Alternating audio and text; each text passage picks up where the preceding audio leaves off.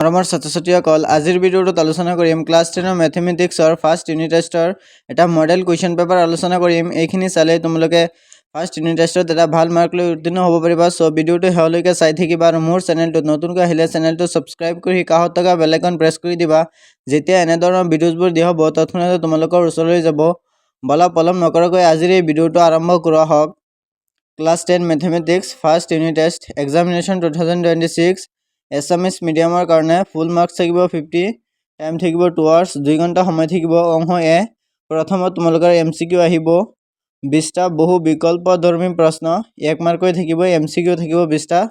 So 1 number question দিয়া আছে 25 আৰু 35ৰ HCF কিমান।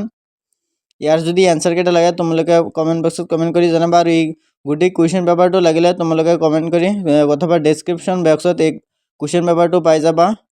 পিছত দিয়া আছে 2 নম্বৰ ৰুট 2 এটা। সো ইয়াত 20টা MCQ দিয়া আছে, পিছত এইকেইটা ডাঙৰ চাই লোৱা।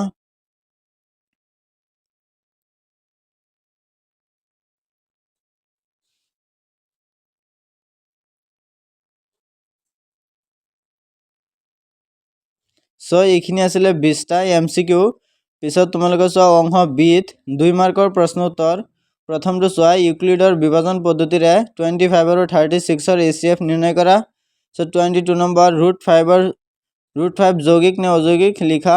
পিছত 23 নম্বৰ সমাধান কৰা 2x + 5 = 15 আৰু 24 নম্বৰ চোৱা x² - 25ৰ উৎপাদক নিৰ্ণয় কৰা আৰু 25 নম্বৰ 10 সেন্টিমিটাৰ বাহুৰ বৰ্গক্ষেত্ৰৰ পৰিসীমা নিৰ্ণয় কৰা।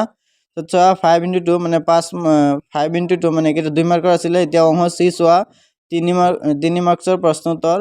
26 নম্বৰ প্ৰমাণ কৰা যে ৰুট 2 এটা অযৌগিক সংখ্যা। 5 মাৰ্কৰ কাৰণে কেইটামান আহিব পাৰে এইটো চোৱা।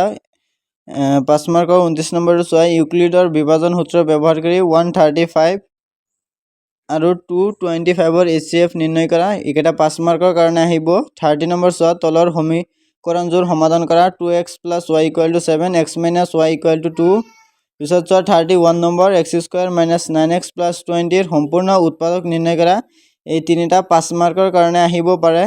তিনিটাত 5 মাৰ্কৈ এটাত 5 মাৰ্কৈ থাকিব। সো এইটোৱে আছিলে আজিৰ এই মডেল কুৱেশ্যন পেপাৰটোত। এই মডেল কুৱেশ্যন পেপাৰটো চাই গ'লে তোমালোকৰ এক্সামত এটা সুবিধা হ'ব। সো আজিলৈ এইখিনি, ধন্যবাদ।